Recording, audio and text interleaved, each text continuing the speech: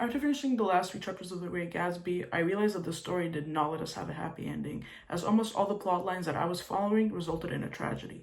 The story really went back and forth between judging and supporting the idea of the American dream, but I think a statement that was definitely made is the fact that the weak will always perish and the strongest will always survive under capitalism.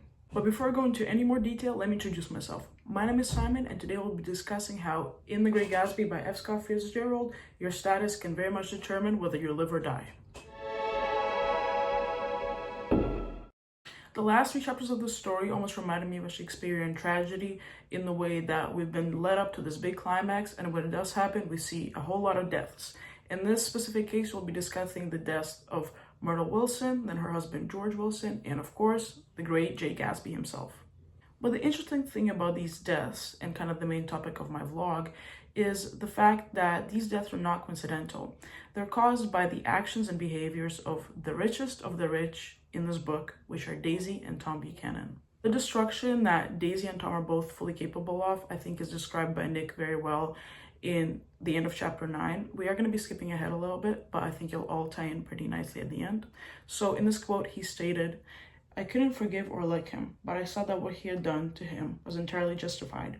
It was all very careless and confused. They were careless people, Tom and Daisy. They smashed up things and creatures and then retreated back into their money or their vast carelessness or whatever kept them together and let other people clean up the mess they had made."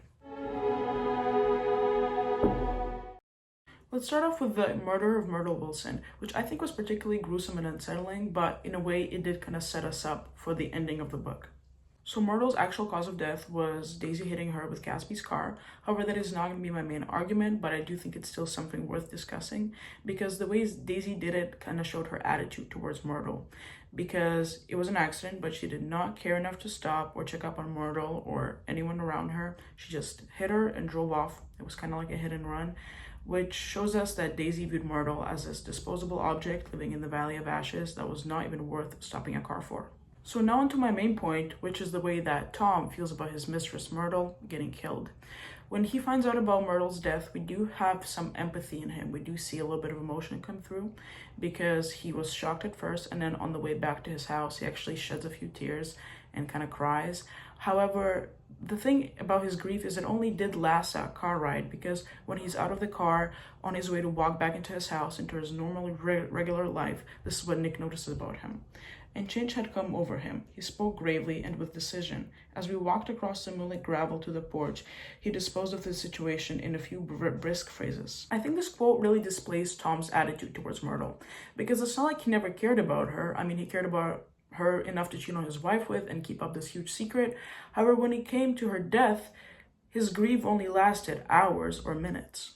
Now, in comparison, we see Myrtle, who was literally so concerned with seeing Tom again, she ran out of her room without checking her surroundings and ended up being killed by a car that she thought Tom was in, which I think is a part of the symbolism, but also I think most importantly, it tells us the level of devotion that Myrtle had towards Tom. She wanted it all to be serious. She wanted for them to get married and run off, but I think most importantly, Myrtle saw Tom as her ticket out of the Valley of Ashes and out of her current life of poverty. To tie it all back to class, Tom, this established rich guy that is rich and careless enough to just go off and have mistresses on the side, just kind of needed Myrtle for that. He needed her for the attention, and he needed her for her body and being his mistress.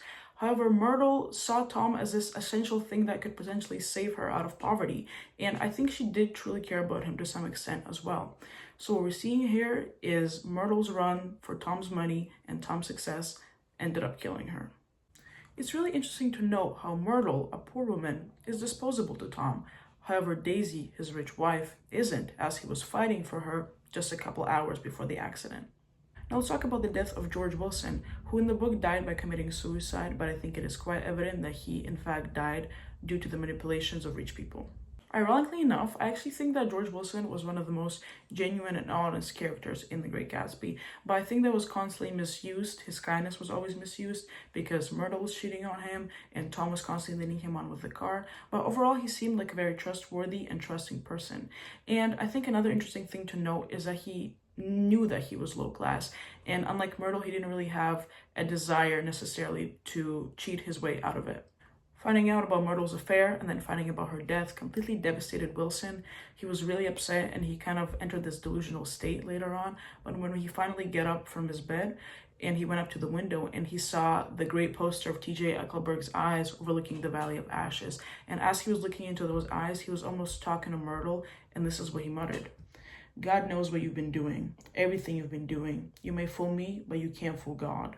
So what we can gather from this quote is Wilson, who's completely deluded, is looking into the eyes of what seems just like a physical poster of this optometrist that we know left the area a long time ago because he probably just didn't care enough to take it down. But Wilson is looking into the eyes of this wealthy man and he's calling him God. He thinks that this poster is better than him and he believes that he's smarter and higher up than him.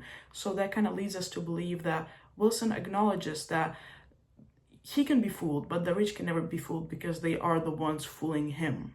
And this belief of George always being fooled and the rich people always being the ones fooling him kind of foreshadows his death, because Tom did ended up fooling him one last time when George came to his door, clearly not in a great state of mind, and Tom decided to lie to him and say that Gatsby was the one who hit his wife, which ended up also resulting in George's suicide at the site of Gatsby's death.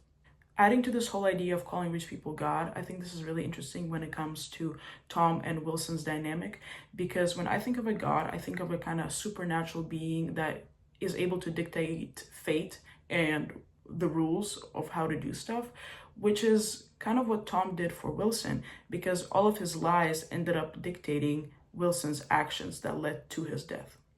Now let's talk about Gatsby's death. And you might be asking yourself, are we talking about the lives of poor people being ended by the actions of rich people? And isn't Gatsby famously really wealthy? Well, this is where the interesting part of this argument comes in, because it shows to what extent your class and your background matters in The Great Gatsby. Although Gatsby is rich now, he did not grow up rich. And we see that the East Eggers never let him forget that, because the majority of Tom's jokes and stabs at Gatsby come from the way that he made his money. And for Daisy, one of the reasons that held her back from being in a relationship with Gatsby in the first place is the fact that he didn't have much money when he was younger.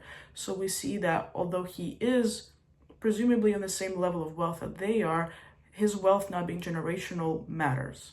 Although it was George Wilson that actually killed Gatsby, it was Tom who led George Wilson to Gatsby in the first place after he wrongfully told him that Gatsby was the one behind the wheel of the car that killed Myrtle. So 1 month later, Nick bumps into Tom. He confronts him about this whole situation, and this is what Tom says in response. What if I did tell him? That fellow had it coming to him. He threw dust into your eyes just like he did in Daisy's. But he was a tough one. He ran over Myrtle like you'd run over a dog and never even stopped his car. There was nothing I could say except for the one unarguable fact that it wasn't true. Considering the context of the story, especially with how Tom and Daisy were interacting after Myrtle's accident, it's pretty safe to assume that Tom actually does know the full story. So in this instance, he's just lying through his teeth, and he doesn't actually care about the truth, but instead he cares about protecting his image and not being the one in the hot seat. So Tom's way of getting rid of all the repercussions that could have came with Myrtle's death and protecting his and his wife's reputation was to just set Gatsby up to be murdered by George Wilson, because Tom knew that if he told George Wilson the truth in that situation, he would have committed a violent act towards him instead. And conveniently enough, Tom also never liked Gatsby in the first place, and he was causing him a lot of trouble with him and Daisy. So by getting away with this lie, Tom conveniently killed 2 birds with 1 stone. And of course, this action was completely justified in Tom's eyes, because what's the harm in getting rid of someone that you view as lower class and subpar if it brings you peace?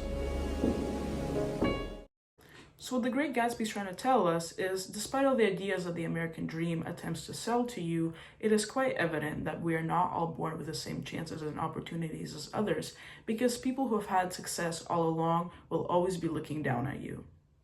It also makes us wonder about how intoxicating and engraved in you wealth and entitlement must be if it makes you believe that you are more deserving of life than others. Although the class dynamics that we see in The Great Gatsby are more than 100 years old, it made me wonder, do you think these dynamics have changed ever since in America, or are we still dealing with a strong divide? And lastly, this marks the last episode on my series about The Great Gatsby. Thank you so much for sticking around. Please comment your thoughts down below, and please, have a great day.